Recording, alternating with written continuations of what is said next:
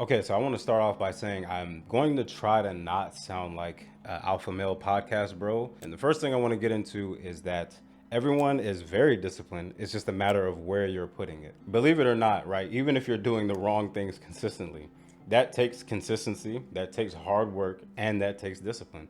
If you're going to McDonald's 9 times a week, you're disciplined in going to McDonald's. If you're not going to the gym at all, you're disciplined in not doing that. If you're skipping guitar practice or piano practice or your language practice, that takes discipline. And that discipline is being put into something else, whether it's YouTube, social media, things like that.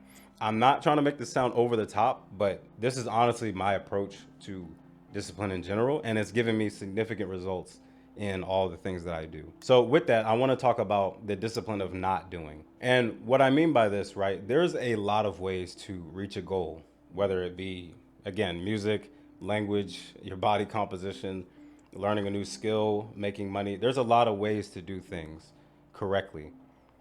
But there's only a few ways to really mess that up, and that's things like inconsistency, taking these extreme routes. I want to also say in that these are going to take trial and error periods, right? Because you may not know what an extreme routine is for you. You may try something that you saw. Maybe I said it, maybe some other random guy on YouTube said it, and you may try that, and that may not fit you because it's too extreme. Or maybe it's not extreme enough because there's the other side of that too. Some people are more inclined to do the more extreme things and not things that don't give them immediate feedback. And so I say that to say trial and error is very important here. But you want to focus on things that are just complete roadblocks. And with this, we'll kind of tie it into the next point, which is like setting up non negotiables. Non negotiables are rules that you can stick to on a daily basis at your current state in life.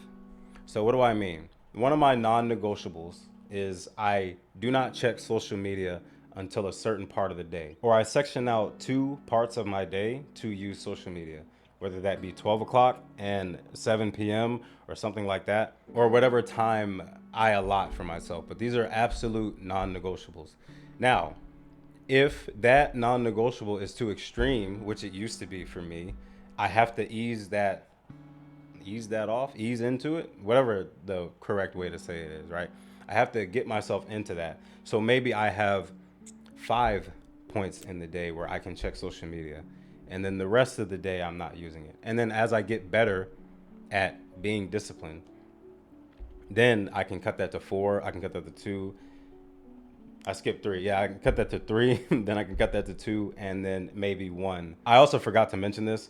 I do think of discipline as a muscle also, where it's something you can build up over time, and it's something that you can atrophy over time, which basically means to diminish. So social media is one. I also think of nutrition the same way, depending on what phase of life I'm in. As I say these, I want you to think about non negotiables that you can possibly set up and that you can actually stick to. And you really want to be careful with the extremes. Like you may off a feeling think that you can stick to a certain routine, but even that, you want to make it more lenient than what you think and take your time with this. I notice people tend to go to the extremes because we're rushing the process or we want to get to some place fast, which is cool, but if you're trying to get there so fast to the point where you're doing things that are not sustainable for you, all you're going to do is take 1 step forward and literally 1 step back, or even 2 steps back, or 20 steps forward and 25 steps back. And basically, you're going to be at the starting line or worse, or maybe a step ahead, right? You're going to be there over time rather than just taking small steps forward. I hope that's making sense. I really harp on this point because this is something I used to do in my past a lot. And ever since I stopped taking these extreme routes and things I know I can't stick to, it's given me so much results and all the stuff you see on my channel, whether it be the languages, the music, anything. And this is something that I wish more people knew because emotion, at least for me, emotion tends to cloud your judgment. And then you start to blame yourself if you can't stick to some crazy routine that you made up for yourself. But you're not realizing that you actually made that routine while you were emotionally charged, especially if you're like on social media or Instagram or something, you see one of those reels and it's got the epic music and all this fancy editing and oh, motivation sucks, be disciplined and blah blah blah, 30-day challenge, all that kind of stuff.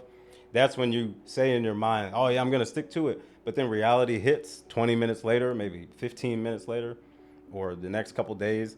That's when you fall right back into what you used to do. So really start small, astronomically small if you can. If you're eating McDonald's 20 times a month, try to go to 15 times a month.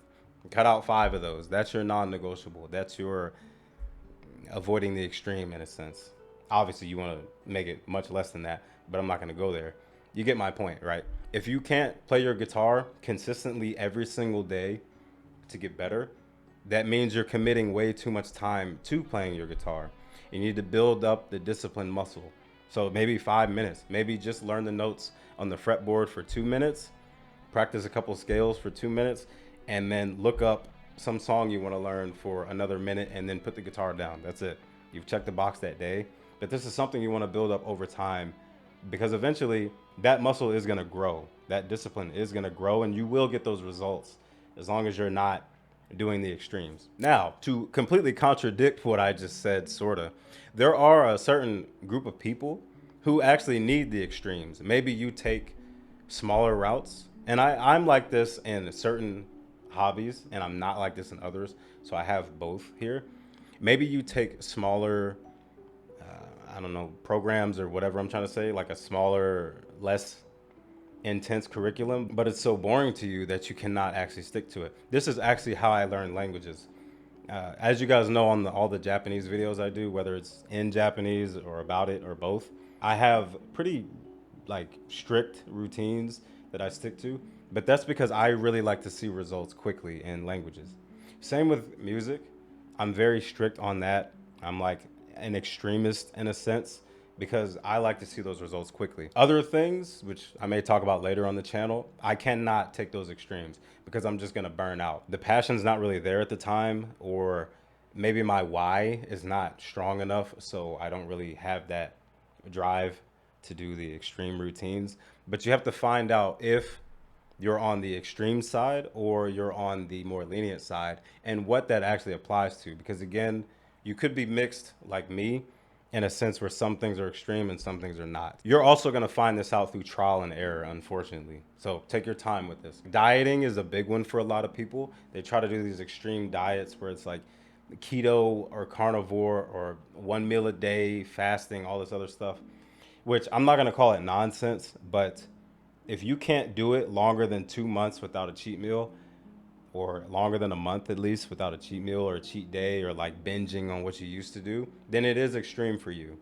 You should pick something that you can consistently do for 6 months to a year, if not for good. And again, this is going to scale with your amount of non-negotiables. Maybe you have a plan that you're pretty strict, except for maybe one planned day of overeating every 3 weeks, every 4 weeks, something like that. And then you do that. So that's it on the extremism part. I do want to talk about feelings a little bit because I sometimes see that people will separate this from discipline.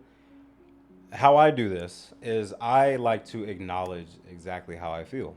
Whatever I'm doing that day, studying, whatever I have to do at the gym, or back when I was really heavy into MMA for several years, whatever we had to do there. If I didn't feel like doing it, or if I was really just dragging that day, I would acknowledge it out loud. Hey, I don't feel like doing sparring sessions. I don't feel like doing the grappling sessions. I don't feel like wrestling today. I don't feel like this. But I would also immediately acknowledge why I'm doing it in the first place. And again, you don't want to make this an over the top experience. You don't want to, like, like the Instagram edits and all that stuff. You don't want to make this crazy. Just keep it really simple. Acknowledge why you don't want to do it, and then think of why you want to do it, and then ease into it. Just start the rounds, start the practice, start whatever you're trying to do. Because then I noticed, for me at least, again, a lot of this just applies to me. What's going to happen is that as you get warmed up, as your brain gets engaged, your body gets engaged, you're probably going to want to do that thing a lot more. I know this is the case for me, even like recording these videos, making the backing track to my videos, going to the gym, practicing my own instruments and languages and all that, working on software stuff. Sometimes there are those times where I'm just like, I'm not into it. I don't want to do it that day. But then 5 minutes into running some scales on the guitar or the piano or doing some triad practice or whatever, that's when it starts to kick in. So pay attention to that and just try to get there. And if you have to do the bare minimum that day, just do that. That's cool. As long as you're mostly checking the box, just do that. Now, what to do when you screw up. Now, I would love to say that you are going to be disciplined forever and you're never going to have these problems again. And once you start something, that you're just going to stick to it forever, even with the little trial and error mistakes. But that's not realistic. Sometimes you will just have long gaps where you're not doing anything, depending on the type of person you are. And when you hit these roadblocks, you need to go back and really think about what's taking up your time, what's getting in the way. Maybe it's emotional, maybe it's something like as simple as your phone, social media, things like that. You want to really figure out what's blocking that road off and start to deal with that. And then you're going to notice that your mind and body and all that is freed up to do the things that you actually want to do. Some of these things can be things like over planning and trying to find the perfect curriculum. You guys know I talk about this a lot because it was something that I was a victim to for years. That's a big one. It can be, again, extremism. That's another one. It can be taking others' opinions too strong. Like even something that I mention on the channel, maybe you try it. Like when I say I learn languages by extreme vocabulary and extreme sentence repetition, maybe you try that and you realize it's not for you. And that's your roadblock. So you have to edit that or completely eliminate it or find out what's blocking you. Maybe it's part of that program. Maybe it's the entire process. It's just something you're going to have to figure out on your own. But the most important part is when you do mess up, you have to let that go. Again, like I said in my last video, you cannot be one of those people who are always talking about, I should have been here at this point in time. I should have been doing this. And I could be this good by now and so on. Because all that's going to do is keep you stuck in the past. You're not going to make any progress. And it's just going to add more resistance to the things that you want to do in the future. I really used to see this a lot in combat sports, MMA. Maybe people will start in their 20s or their 30s or something, and they would say, man, I wish I started when I was 5 years old or things like that. And you know, you can say that all you want, but that's not going to change the work that you have to do to get good. And that time is going to pass anyways. So take the time and really let that sink in and understand that you're probably going to mess up along the way. It's just about recalibrating, finding out what was blocking it, and finding what works for you. The last thing I will say is you want to look at people who are actually disciplined and mimic what they do to your own intuition. I'm not talking about Instagram edits, discipline, and things where people can mask fake discipline in a sense. I'm talking about things that they're consistently showing you that they can do. For example, I always bring this up, but in like language learning, if you don't see the person using the language freely, maybe don't listen to them. If you don't see the person playing the instrument well, maybe don't listen to them. If you don't see the person looking a certain way that you want to look consistently, maybe don't listen to them. Maybe you don't listen to me for whatever reason you feel like. You're free to do that, but you really want to pay attention to what your inputs are and again, use your own intuition to guide those. This does not mean go around with a magnifying glass and heavy scrutiny on everything that you see. I'm not saying jump to that side of the equation there, but you don't want to be so gullible to the point where you're just believing everything. Some guy who's clearly telling you an unrealistic routine that he does not do, and he's saying it with all these nice edits, and he's telling you to do it. That guy probably doesn't do that. And let's just be real about it. This is most of social media these days. A lot of people are LARPing, as they say. LARPing, by the way, if you don't know what that means, is live action role playing, basically pretending to be something that you're not. Understand that I would argue 95% of people on social media, even YouTube channels just like mine, they're not telling you what they do. They're not telling you their experience.